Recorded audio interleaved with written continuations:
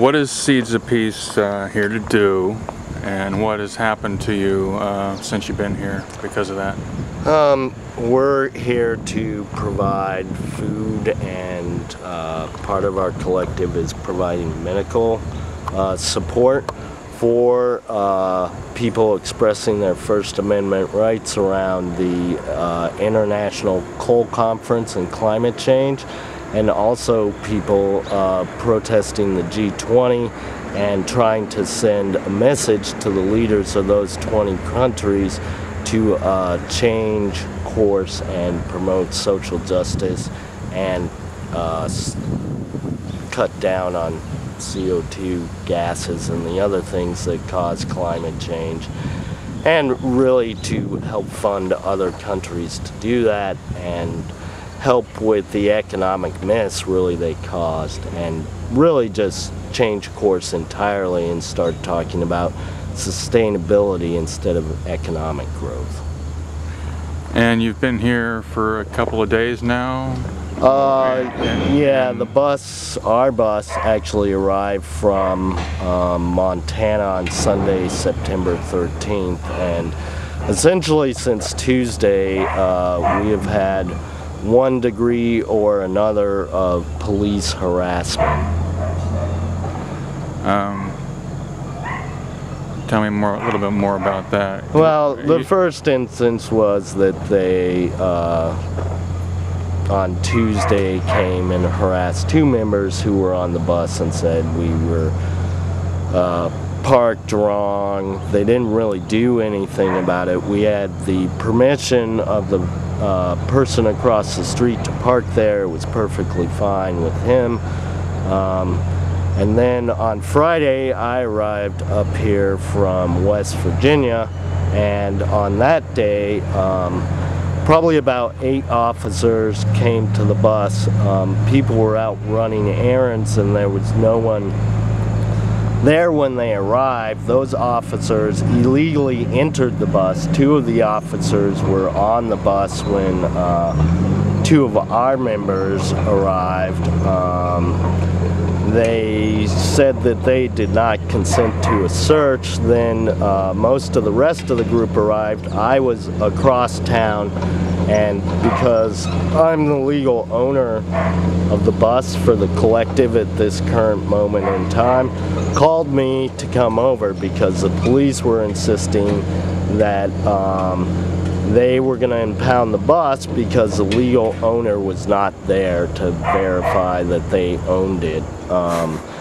So when people informed them that I was coming, they hurried up the process to get the tow truck and hook it up.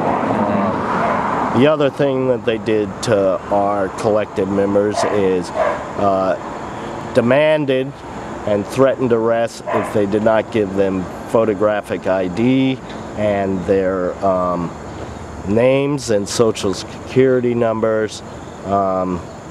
And so people did do that. 1 person with our group was arrested at that point in time and taken away.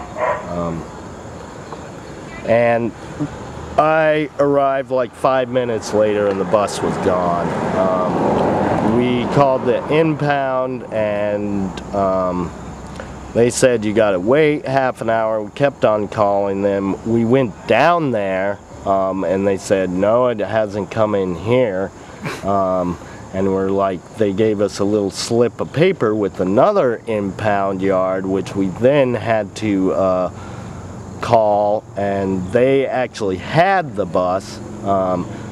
And the way Pittsburgh works is the large vehicles have an impound outside of the downtown area, underneath the Liberty Tunnel and then up and around on Hardgrove. But you have to pay at the city impound.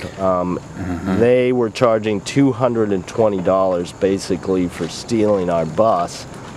So we went there at 7.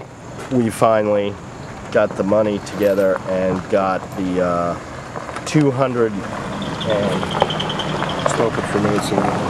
we paid them the money and got the bus. Once we got the bus, we discovered that they had broken the passenger entry side mirror up front, shattered it, because when they pulled it out of the place that it was in, they just rammed it into a tree and broke a bunch of branches off.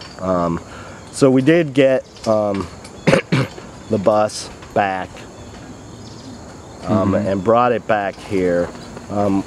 We then discovered the other day, because when they were leaving, when they asked for the registration, the person on the insurance was one of the people there, but they didn't accept that. It's in a folder.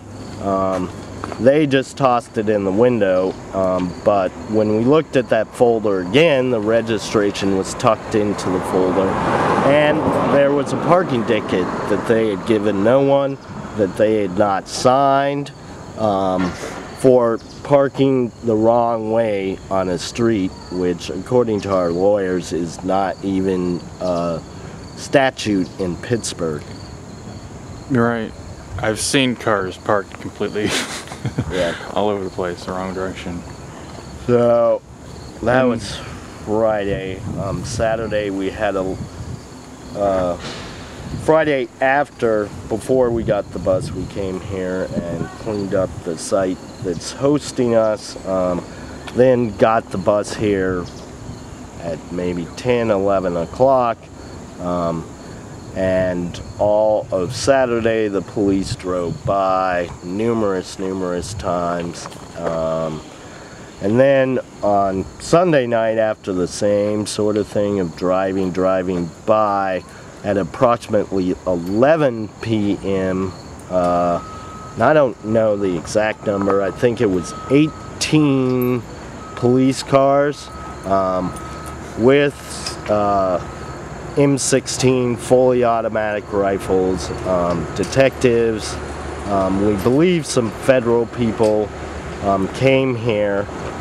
They pushed open this gate and walked 20 feet onto the property without permission, without a warrant, and the two owners eventually negotiated with them and decided that they would allow 10 officers on to the property, and the reason the police gave was they were searching for weapons. They believed that there might be weapons here, and they had to check it for national security reasons. When they did come on the property, neither Everybody's Kitchen or Seeds of Peace, we did not consent to have them search our buses, and they did not do so. We told them that we didn't consent to a search of our walk-in, but they did that anyway. They probably were here on the property. I mean, they were here for probably till 1 in the morning. They were on the property maybe half an hour, looking around, shining flashlights in the bus windows, you know, acting sort of friendly and saying, wow, what a setup. And we had 2 people from the legal collective. They could not come in. 3 people had walked out right before that huge caravan came here. They were detained. I think I'm getting back.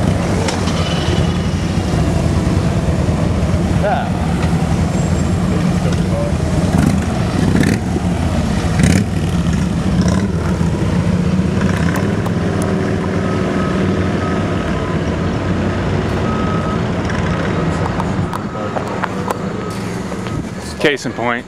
Car for They're not going to let you sleep. It's all part of the sleep deprivation. So they detained those 3 people, demanded IDs, ran the IDs that were outside. Through our negotiations, we insisted that the police not ID any members of EK or SOP inside the compound, so they did not. Then at approximately 2 in the morning, the legal observers... Coming back. I think...